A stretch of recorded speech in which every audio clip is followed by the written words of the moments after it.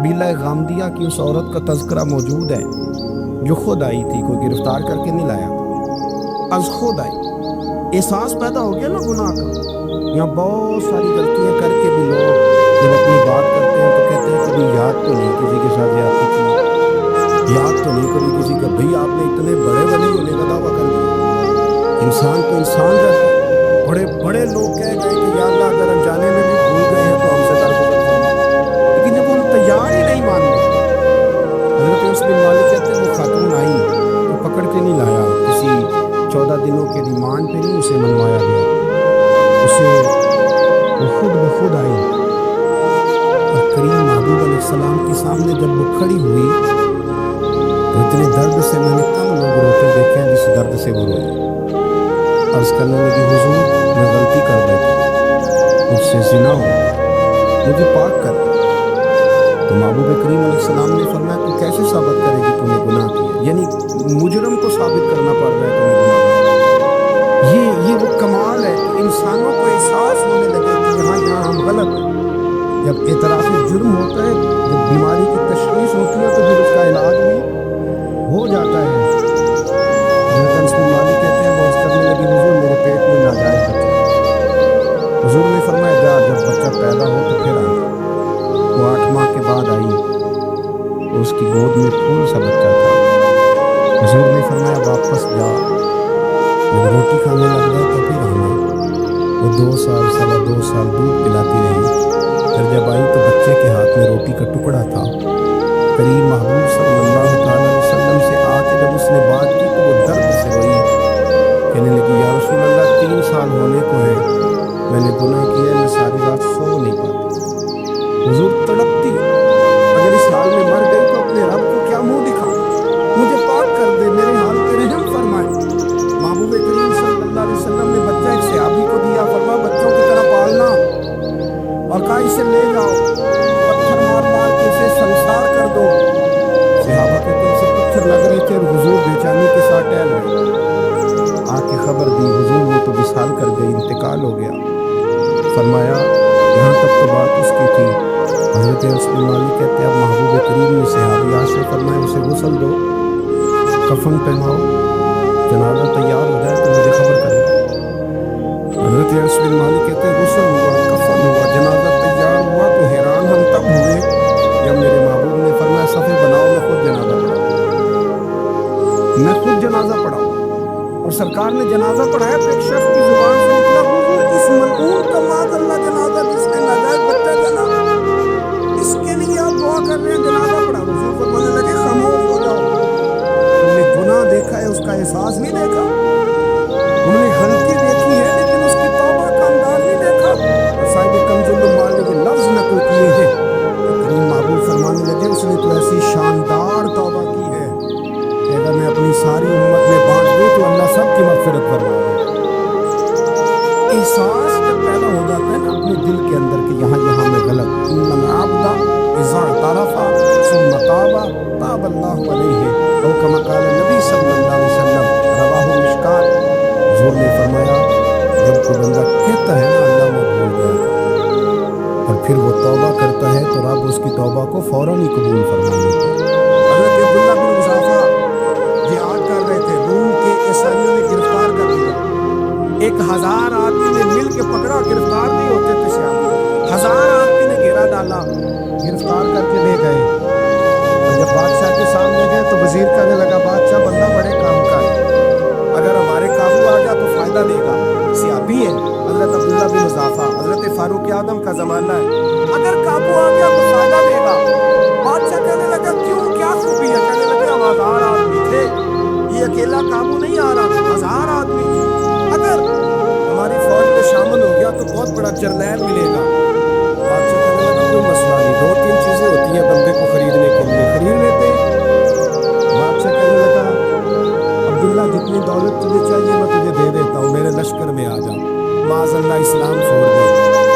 حضرت عبداللہ بن حذافہ کیا فرماتے ہیں بڑا تو بیوقوف ہے، میں نے دولت کمانی ہوتی تو مدینے میں بیٹھ کے تجارت کرتا، میں دولت کمانے نہیں نکلا، میں تو رسول اللہ کی رضا کمانے کے لیے نکلا ہوا، دولت کمانی ہوتی تو کسی مارکیٹ میں ہوتا، میدان میں آنا تو شہادت ہے مطلوب مقصود مومن، نہ مال पर कुशाई, ये दौलत तो लौटी है रसूलुल्लाह के दरवाजे की, ये तो पीछे पीछे फिरती है नबी पाक के गुलामों।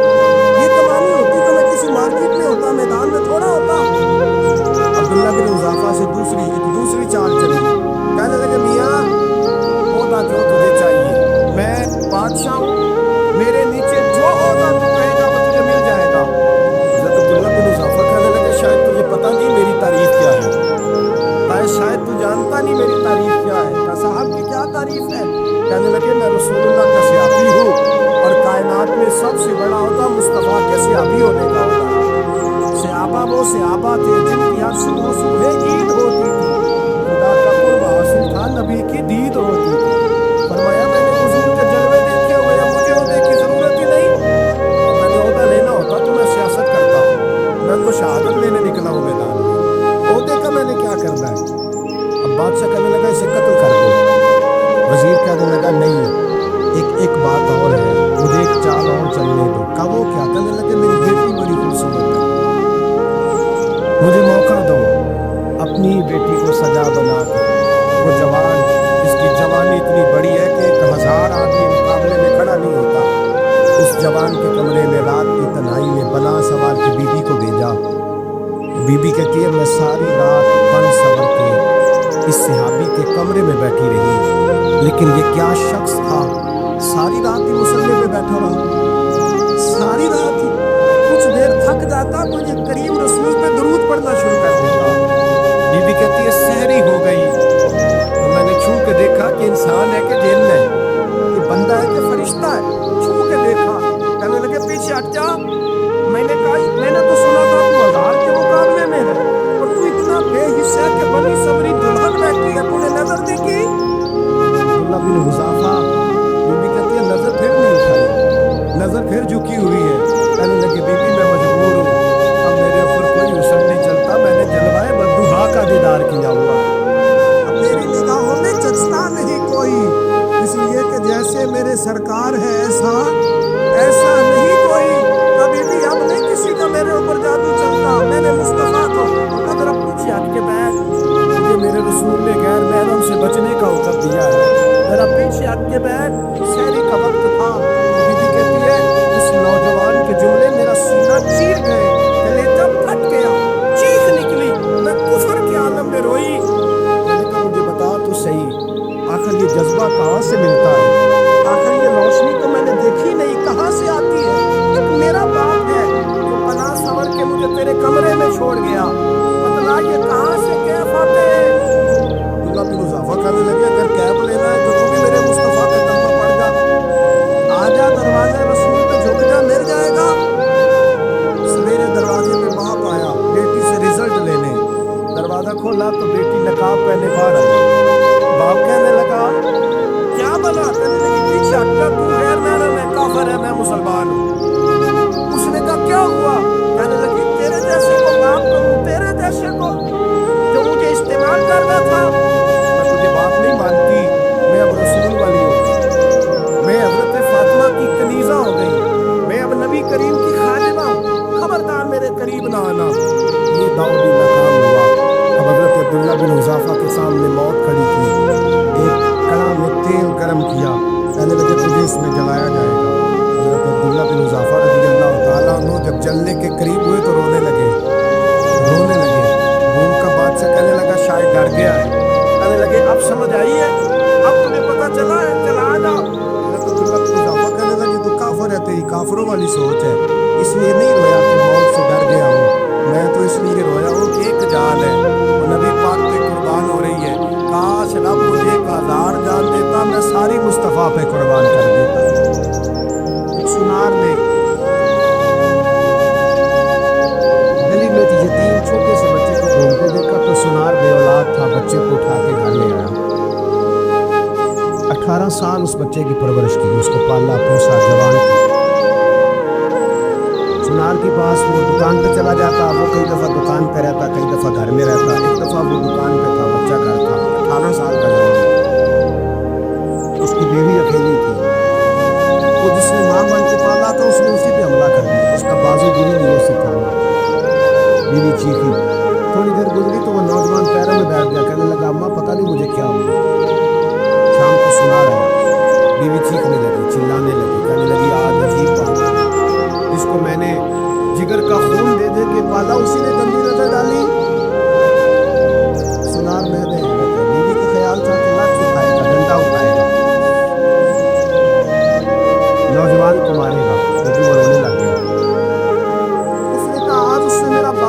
ہے جانے کیا کیا ہے؟ پریشان ہونے لگے، سجدے میں گر گئے۔ کہا تو بتاتا کیوں نہیں؟ کہنے لگا اس کی غلطی نہیں، 18 سال کے بعد آج مجھ پر بھی شیطان سوار ہوا۔ ایک عورت آئی تھی، اپنے بازوؤں میں چوڑیاں پہننا چاہتی تھی تو میں نے بھی گندی نظر سے ہاتھ ڈالا تھا، رب کریم نے مجھے فوراً اس کی سزا دی۔ جن کے گھروں میں بیٹیاں ہوتی ہیں ان کی نظریں گندی نہیں ہوتی، جو بیٹیوں کے باپ ہوتے ہیں، جو بہنوں کے بھائی ہوتے ہیں، ان کی نظریں گندی۔ اور اگر تو ٹیلی فون کرتا ہے تو کسی عورت کے ساتھ تعلق رکھتا ہے تو یہ بات لکھ لے، امام فخر الدین رازی 1، علامہ اسماعیل نقوی 2، ملا جلال الدین رومی 3، امام خازن 4، امام جلال الدین سیوطی 5 حدیث کے استاد اور محدث لکھتے ہیں اگر تو کسی پر گندی نظر ڈالے گا تو تیرا گھر بچ سکتا، یاد رکھ نہیں بچے گا، اس لیے کہ تیری نظر ہے کسی کی بیٹی کو بیٹی سمجھ تاکہ تیری بچے کا پردہ قائم ہو، کسی کی بہن کو یہ کیا بات ہوئی کہ تو جتنا مرضی گند معاشرے میں پھیلاتا رہے تیرا گھر بچا رہے، یہ کیسے ہو سکتا؟ فَإِنَّ لَهُ مَعِيشَةً ضَنكًا، اللہ فرماتے ہیں زندگی تنگ ہو جائے گی تیرے لیے مشکل، تو ڈھونڈتا پھرے گا کہ میں مرنے کو جگہ تلاش کروں۔ سچی توبہ کر، کھری توبہ کر۔ یہ گناہ انسان کو مجبور کر دیتے۔ حضرت عبداللہ بن مبارک رحمۃ اللہ تعالیٰ علیہ، ان کے سینکڑوں شاگرد تھے، ایک شاگرد کے انتقال کا وقت آیا تو گھر گئے ملنے، آپ کہتے ہیں میں نے زور لگا لیا پر اس کی زبان پر کلمہ جاری نہیں ہوا، میں اسے کہتا کلمہ پڑھ پر اس کی زبان پر جاری، اللہ بہت بڑی نعمت، دعا فرمائی اللہ ایمان کی موت عطا فرمائے، ایمان کی موت دے اللہ کرے، ایمان کی موت دے۔ ایسے بھی لوگ دیکھے ہیں، مسجد نبوی ہے، رسول اللہ کا شہر ہے، سر سجدے میں ہے، روح پرواز کر رہی ہے، روح پرواز، کہ کتنا نصیبوں والا ہے، کتنا نصیبوں والا ہے کہ مسجد نبوی میں سر سجدے میں رکھا ہے اور اللہ تبارک و تعالیٰ نے محبوب کے قدموں میں موت عطا فرمائی۔ حضرت عبداللہ بن مبارک کہتے ہیں میں نے اس کو کہا کلمہ پڑھ تو اس کی زبان پہ جاری نہیں ہوتا، میں بار بار کہتا تو وہ منت کرتا، کہتا حضور میں کوشش کرتا ہوں جاری نہیں ہوتا۔ فرماتے میں پریشان ہو کے اٹھا، ابھی میں دروازے پہ پہنچا تھا اس نے چیخ ماری اور روح پرواز کر گئی، بچے رونے لگے، بیوی رونے لگی، تو میں نے اس کی بیوی سے کہا کہ یہ جرم کیا کرتا ہے، اتنا بڑا پاپی پہ کلمہ جاری نہیں ہوا۔ اس کی زوجہ کہنے لگی حضرت جی 2 گناہ تھے اس کے، ایک تو یہ شراب کا عادی تھا، روکتی تھی باز نہیں آتا تھا، اور دوسری بات یہ کہ یہ اپنی اماں کا نافرمان تھا، وہ 2 گلیاں چھوڑ کے رہتی ہے، یہ کبھی ملنے نہیں گیا تھا، اس بوڑھی کے کلیجہ اس کی طرف سے بڑی تکلیف میں تھا۔ حضرت عبداللہ بن مبارک کہنے لگے جا تو بھی دعا کر، اس کی ماں کو بھی کہہ دعا کرے کہ یہاں تجھے کلمہ نہیں اسے نصیب ہوا، اللہ کرے اللہ آخرت کی منزلیں اس کی بہتر فرما دے۔ حضور صلی اللہ علیہ وسلم کے پاس ایک مہمان آ گئے رات کے وقت میں، جب وہ آئے تو حضور نے پوچھا کھانا کھانا ہے؟ تو نے کہا کھانا ہے۔ بھوک اور بھوک کو جمع کرنا منع ہے، کہا جی کھانا ہے۔ حضور صلی اللہ علیہ وسلم نے فرمایا ازواج مطہرات کے گھروں میں پتہ کرو کچھ ہے؟ حضرت ام سلمہ کے گھر میں پتہ کیا تو کہا یا رسول اللہ 4 دن سے روٹی نہیں پکی۔ حضرت زینب سے پوچھا تو کہا حضور کئی دن سے چولہا ہی نہیں جلایا۔ حضرت عائشہ صدیقہ، حضرت میمونہ، حضرت سودا، تمام گھروں سے بظاہر یہ 2 جہاں کے شاہ ہیں پر پاس کچھ رکھتے نہیں، 2 جہاں کی نعمتیں ہیں ان کے خالی ہاتھ ہیں، ہر چیز ہے پر فقر اختیاری ہے، کوئی شے نہ ملی۔ نبی پاک صلی اللہ علیہ وسلم نے مسجد میں اعلان کیا، فرمایا کون ہے جو میرے مہمان کو روٹی کھلائے؟ ان لفظوں کا حسن کوئی حسن والا ہی سمجھ سکتا ہے، فرمایا کون ہے جو میرے مہمان کو کھانا کھلائے؟ تو ایک صحابی لے گئے اور اٹھے، وہ صحابی جو صحابہ میں غریب تھے، ایک انصاری جو غریب آدمی تھے، بہت زیادہ امیر آدمی اللہ کی راہ میں خرچ نہیں کر پاتا، اس کے لیے مشکل ہو جاتا ہے، اس کے لیے بہت امیر آدمی جو ہوتا ہے نا، جتنا زیادہ امیر ہوتا ہے نا اتنی دیوار اس کے گرد کھڑی ہو جاتی ہے، پیسوں کی مشکل ہو جاتی ہے اس کے لیے۔ غریب آدمی کھڑے ہوئے، اگرچہ میرے محبوب کے غلاموں میں جو بڑے امیر تھے وہ بھی خرچ کرنے میں بڑے آدمی تھے، حضرت عثمان غنی رضی اللہ تعالیٰ، حضرت عبد الرحمن ابن عوف، حضرت ابو بکر صدیق رضی اللہ، لیکن یہ غریب آدمی کا حضور میں لے جاؤں گا، میں لے کے جاؤں گا، یہ بخاری مسلم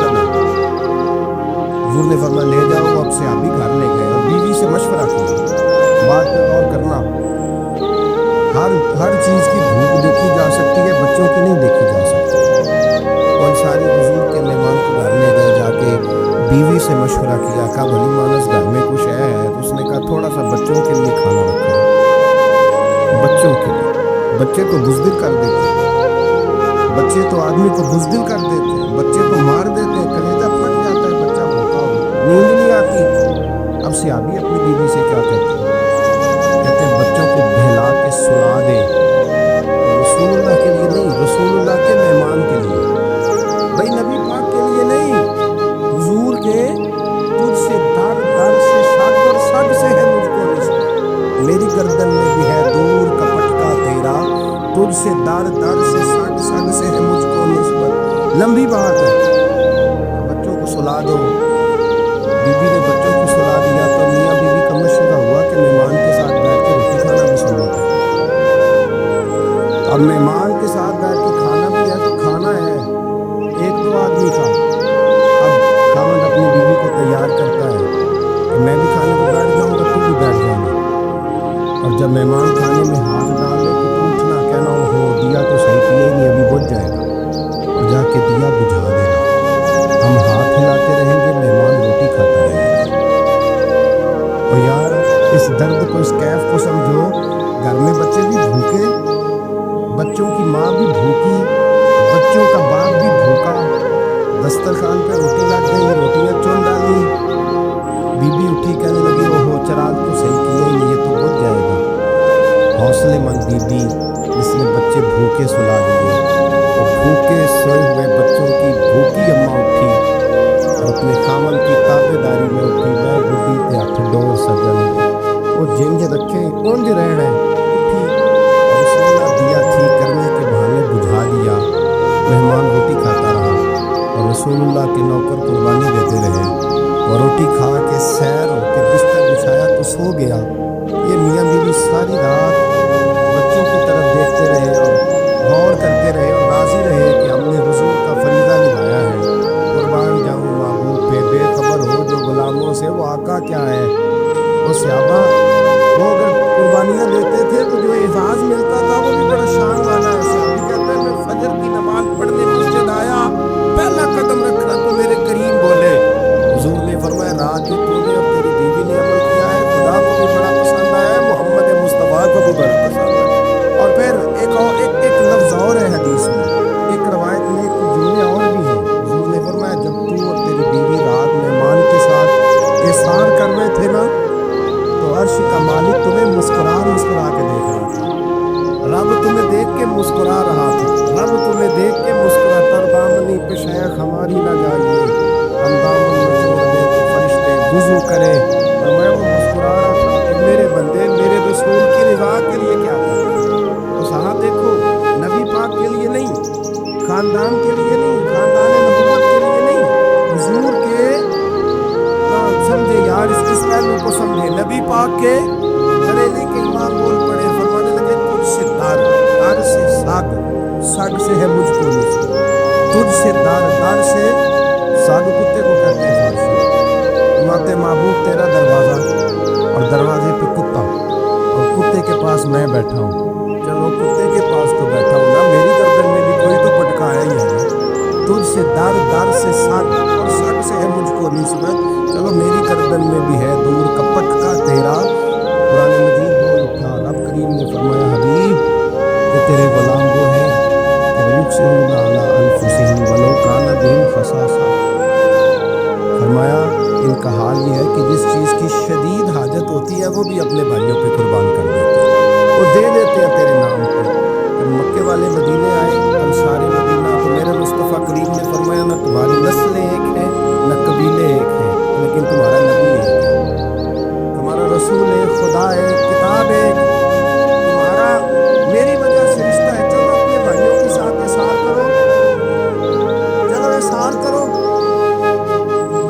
اگر کسی کے 2 مکان تھے تو اس نے ایک اس کو دے دیا جو مکے سے آیا تھا، 2 باغ تھے تو ایک دے دیا، کسی کے پاس ایک تھا تو آدھا بانٹ کے دے دیا، ہر چیز تقسیم کر دی۔ حالات بدل جاتے ہیں، حالات بدل جاتے ہیں، تلک الایام نداولها بین الناس، اللہ لوگوں کے درمیان دن بدل دیتا ہے، حالات بدل گئے، بڑا مال غنیمت آیا، بنو نذیر کا علاقہ فتح ہوا تو میرے رسول پاک صلی اللہ تعالیٰ علیہ وسلم نے انصار مدینہ کو اکٹھا کیا، فرمایا بھائی مال اب بڑا آ گیا ہے، आते हैं, यहाँ तो इस तरह करते हैं कि मैं इनको कहता हूँ जो मक्के से आए थे कि जितनी तुम्हारी जायदादें बाग इन्होंने लिए हैं वापस कर देते हैं, और जो माल आया है वो भी तुम में से आधा आधा दोनों के दरमियान बांट देते हैं, या जैसे तुम्हारा दिल चाहे तुम्हारे माल भी वापस करते हैं, और जो वहाँ से माल आया वो तुम्हारे बीच बांट देते हैं, या अगर तुम कहो तो ये माल तुमको दे देते हैं मुहाजिरीन को, तुम्हें तुम्हारे माल वापस मिल जाते हैं।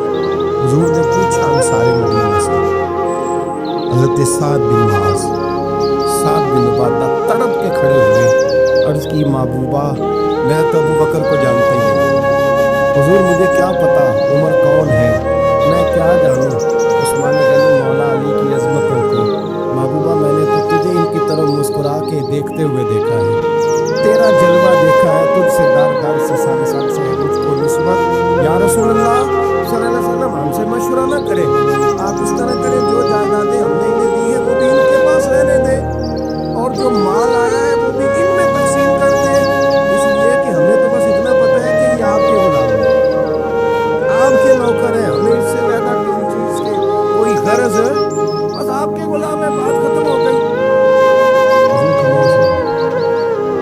सहाबा कहते हैं देर के बाद हमने कहा फैसला होना चाहिए, फैसला पता क्या हुआ, हाथ उठाए, कहा अल्लाह मेरे मदीने वालों पे रहम फरमा, ऐ अल्लाह मेरे अंसार पे रहम फरमा, अल्लाह इनके जज्बे कबूल फरमा। भाई इसार वाली जिंदगी वो क्या बात हुई कि मैंने बड़ी कुर्बानी दी है, और जब तक तू कुर्बानी नहीं देता तो कदर वाला नहीं होता, जो चीज़ कुर्बानी से हासिल होती है उसकी कदर होती है, जो चीज़ मुफ्त में आ जाती है उसकी कोई कदर नहीं, कोई कदर नहीं। मैं अक्सर सोचता हूँ कि हज़रत ख्वाजा अजमेरी के खलीफे अजमेर में भी तो होने चाहिए थे, लेकिन उनके खलीफे अजमेर में नहीं हुए, दिल्ली में हुए। तो मैं सोचता हूँ दिल्ली वालों के खलीफे दिल्ली में होने चाहिए, लेकिन दिल्ली में नहीं हुए, पाकपतन में हुए, और पाकपतन वालों के यहाँ हो जाते हैं, इसलिए कि कुर्बानी जो देता है ना, तो दूर से चल के आता है, कुर्बानी करता है, कुर्बानी देता है, उसको कदर ज़्यादा होती है। हमने किसी शय के लिए कभी कुर्बानी नहीं की, न दीन के लिए, न कुरान के लिए, न मस्जिद के लिए, न शेख के लिए, न तरीक़त के लिए, कुर्बानी तो है ही नहीं, और जो शय मुफ्त मिलती है उसका ना मज़ा आता है ना कदर होती है। जो चीज़ कुर्बानी करके लेते हो ना, कुर्बानी करके उसकी कदर होती है। किसी ने कहा था, किसी दरवेश ने, उसने कहा था कदर नबीदा एक की जान दुनियादार कमीने, कदर नबीदा जानने वाला सौवे विच मदीने, उनसे पूछो ना, उनसे पूछो उनसे आपकी कितनी कदर कुर्बानी अपनी ज़िंदगी में देना सीखो। एक होती है बंदे की ज़ाती ख्वाहिश, उसको कुचलना बड़ा मुश्किल होता है, कुर्बानी बड़ी ज़रूरी चीज़ का नाम है, और जो कुर्बानी देना सीख जाता है वो बच जाता है। कुतिया 6 बच्चे जन्म देती है, लेकिन कुर्बानी नहीं ना देती बच्चों की, तो रेवड़ नहीं बनती, इज्जत नहीं बनती। बकरी 2 बच्चे पैदा करती है और साल के बाद हज़ारों बच्चों, लाखों बच्चों की कुर्बानी देती है, पर फिर भी जिधर जाओ बकरे बकरे नजर आते हैं। जो कुर्बानी देना सीख जाता है ना, यजीद ने कोई कुर्बानी नहीं दी, इसलिए कोई शख्स भी खड़ा होकर नहीं कहता, हालांकि 14-15 बेटे थे यजीद के, कोई भी खड़ा होकर नहीं कहता मैं उसकी नस्ल में से।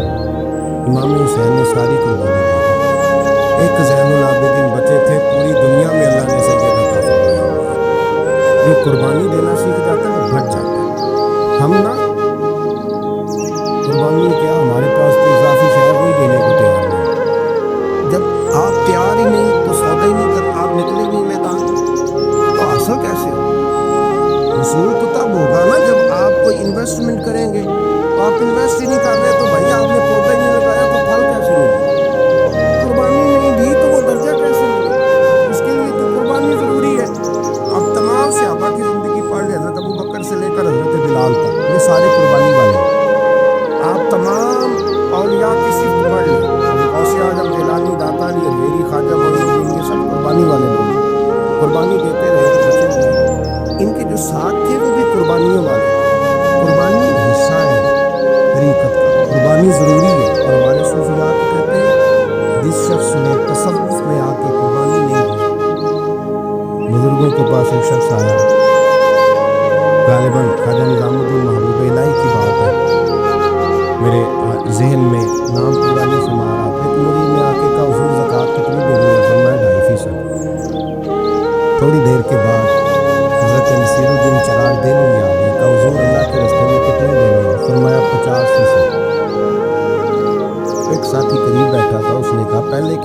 100% کا فتویٰ تھا، اس کو کہہ دیا دے دے. چند منٹ گزرے تو حضرت امیر خسرو بھی آئے. کہا حضور زکوٰۃ کتنی دینی ہے؟ فرمایا جو ہے سارا ہی دے آ، تیری 100% ہے. وہ ساتھی تو غریب بیٹھے تھے، اس نے کہا بابا فتوی لینا لیتا ہے. فرمایا فتویٰ ایک ہی ہے، بندے لینا لیتا ہے. فتویٰ ایک ہی ہے، مجھے پتہ ہے کون کتنے دے سکتا ہے. وہ جس کو میں نے 2.5% کہا ہے وہ بھی جا کے حساب کتاب کرے گا، اس نے 2.5 بھی پورا نہیں لینا. فرمایا جس امیر خسرو کو میں نے کہا نا سارا لے آ، اس کا دل کرے گا میں اپنا مکان بھی توڑ کے لے آؤں. میں نے فتویٰ ایک ہے، بندہ دیکھ کے بات کی ہے. قربانی نہیں ہے، اظہار ہی نہیں ہے، جذبہ ہی نہیں ہے، ہمارا مزاج ہی نہیں ہے. لیکن نا یہ اب ایک تو شریعت کی قربانی ہے نا، یہ اس پہ بھی لوگ بڑا سوچیں گے، اس پہ بھی لوگ بڑا سوچیں گے. فتوے پوچھتے پھریں گے کہ جی میرے اوپر تو بھی میں نے تو 15,500 قرضہ دینا ہے، بو کے نام ہے کون سی بو. فتوے پوچھیں گے، دینے کی دفعہ فتوے پوچھیں گے اور لینے کی دفعہ چھٹی جو آتا ہے آنے دو. کبھی لینے کی دفعہ بھی فتویٰ پوچھنا صاحب کہ یہ مجھے اتنا مال آ رہا ہے لے لوں کہ نہ لوں. وہ لے لیا، قابو کر لیا. جب دینے کی باری آئی تو فتویٰ احصار کرو. اور احصار صفت ہے مسلمان کی، یہ احصار کرنے لگتا ہے تو بچنے لگ جاتا ہے، اس کا فائدہ ہونے لگتا ہے. قربانی دینے لگ جاتا ہے تو بچ جاتا ہے. کسی نے کہا تھا سن اے مسلمان، یہ نقطہ فیض قرآنی میں ہے، عظمت و اسلام اور مسلم صرف قربانی میں ہے. اگر تو جینا چاہتا ہے تو قربان ہو. حضرت سیدنا ابو بکر صدیق فرماتے ہیں میں حضور کے سامنے بیٹھا تھا، ایک شخص آیا، اس نے آ کر کے کہا یا رسول اللہ صلی اللہ تعالیٰ علیہ وآلہ وسلم، یہ میرے ہاتھ کے اندر خنجر ہے، میں قتل کر کے آیا.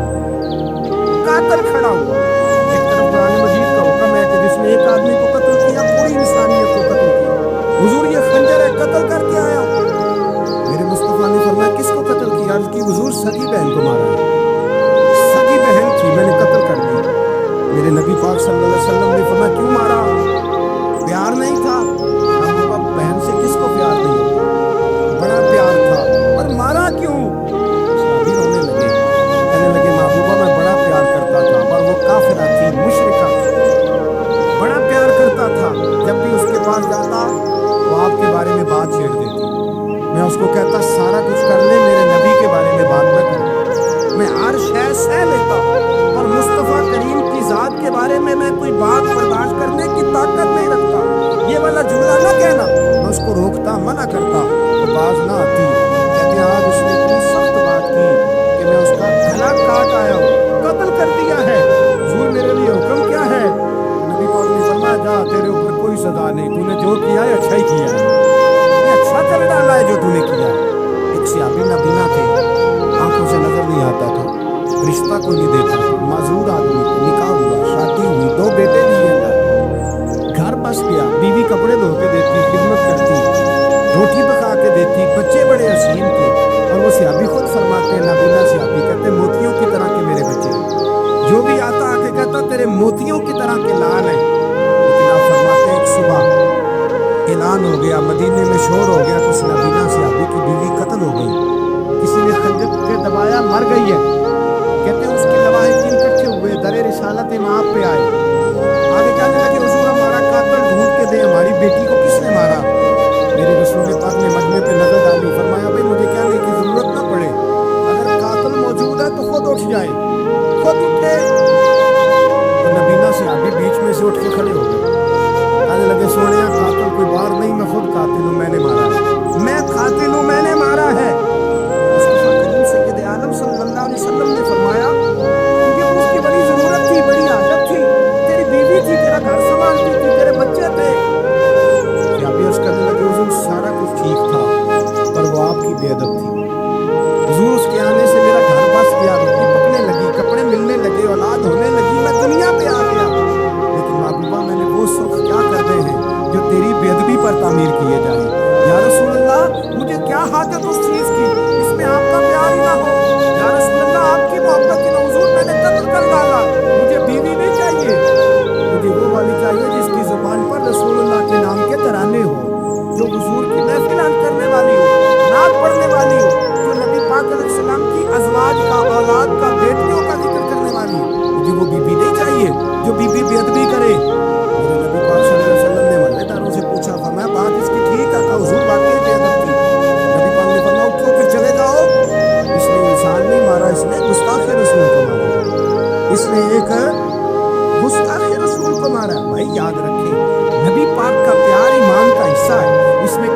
کمپرومائز نہیں.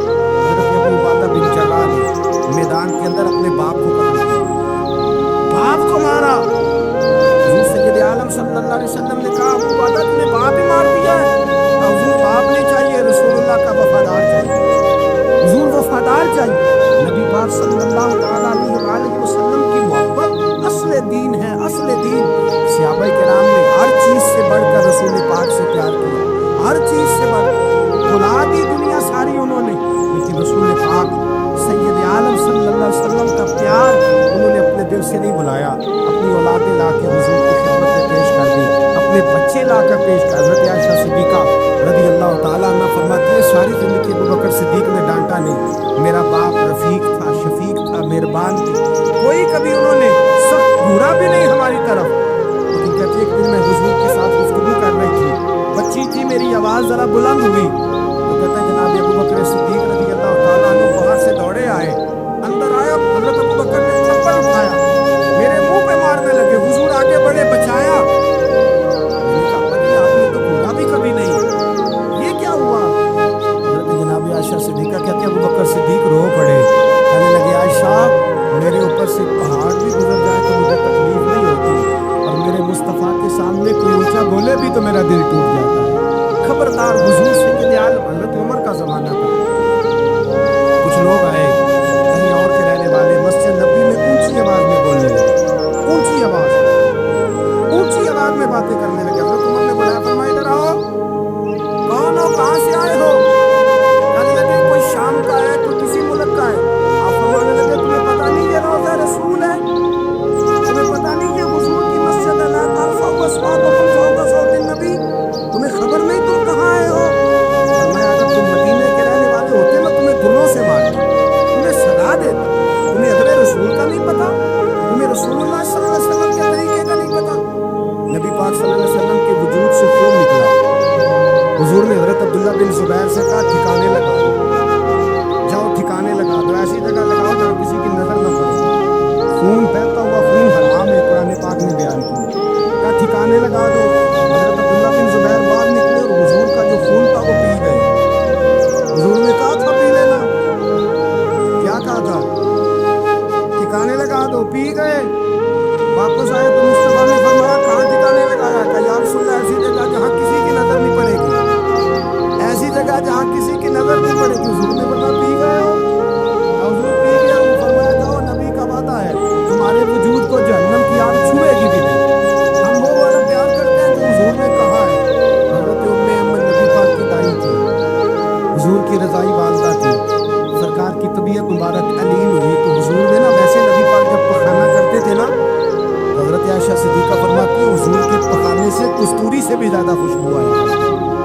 اور آپ حضرت انس بن مالک فرماتے ہیں حضور کھیتوں میں پخانے کے لیے جاتے, میں ساتھ جاتا, جہاں نبی پاک صلی اللہ علیہ وسلم پخانا کرتے میں وہاں جا کے دیکھتا تو کوئی شے نہ ہوتی. میں کہتا حضور کہاں گیا؟ اللہ کے رسول فرماتے ہیں جب میں پخانا کرتا ہوں تو زمین کھل جاتی ہے, میرا پخانا اندر سمو لیتی ہے. حضور کے پخانے اور پیشاب سے کستوری کی خوشبو آتی تھی, کستوری کی خوشبو آتی تھی. حضرت ام ایمن رضی اللہ تعالیٰ عنہ کہتی حضور نے پیشاب کیا, طبیعت مبارک علیم تھی تو لکڑی کے برتن میں حضور نے پیشاب کیا اور کہا اماں جی اس کو باہر رکھا ہے, کہیں باہر ٹھکانے لگا ہے. حضرت ام ایمن کہتی ہے میں نے اسے ہاتھ لگایا تو میرے وجود سے بھی خوشبو آنے لگی, میرا جسم مہکنے لگا. حضرت ام ایمن کہتی ہے میں باہر جا کے نکال کے دکھاؤ کسی حدیث سے کہ رسول پاک نے فرمایا ہو میرا پخانہ پی جانا. حضرت ام ایمن باہر گئی, نبی پاک کا پیشاب مبارک پی گئی. واپس آئی تو حضور نے فرمایا اللہ کہاں رکھا ہے؟ کہنے لگی محبوبہ وہاں رکھا ہے, کسی کی نظر نہیں پڑے گی. حضور نے فرمایا پی گئی ہو؟ حضور پی گئی ہو. فرمایا جاؤ میرا وعدہ ہے قیامت تک تمہیں پیٹ کی بیماری کوئی نہیں لگے, جب تک زندہ رہو گی پیٹ کی بیماری. حضور نے کہا تھا کہ پی لو نا. بھائی یاد رکھیں رسول اللہ صلی اللہ علیہ وسلم کے صحابہ حضور کی تعظیم کرتے ہیں تو اس کا حکم نہیں دیا نبی پاک, لیکن وہ جانتے ہیں جب تعظیم کی باری آئے تو جو بھی کام تعظیم کا ہوگا, جو کام بھی عزت کا ہوگا وہ عزت دی جائے. ایک صحابی حضور علیہ السلام کی گھوڑے کو کجاوا باندھا کرتے تھے, کاچھی ڈالتے. حضور نے کہیں نہیں کہا کہ وضو کر کے ڈالنا, غسل کر کے ڈالنا, کہیں نہیں کہا. رسول پاک صلی اللہ علیہ وسلم رات کو کہہ دیتے کہ صبح جانا ہے تو گھوڑا تیار کر دینا, اونٹ تیار کر دینا. تھے, گھوڑا تیار تھا, حضور بیٹھے تشریف لے گئے. جب تشریف لے گئے نبی پاک صلی اللہ علیہ وسلم, تو حضور واپس آئے تو بلایا. ان صحابی کا نام تھا حضرت اسلم بن شریح. ان کو بلا کے حضور نے فرمایا یار آج کجاوا تو نے نہیں باندھا. وہ رونے لگے, کہنے لگے محبوبہ اس کا مطلب ہے میرا باندھنا آپ کو پسند آتا ہے, اس کا مطلب ہے میری خدمت قبول ہے, ورنہ تو نے نہیں باندھا. یا رسول اللہ نہیں, فرمایا تو نہیں باندھا. کیا جواب ہے, کیا حسن ہے. کہنے لگے یا رسول اللہ میں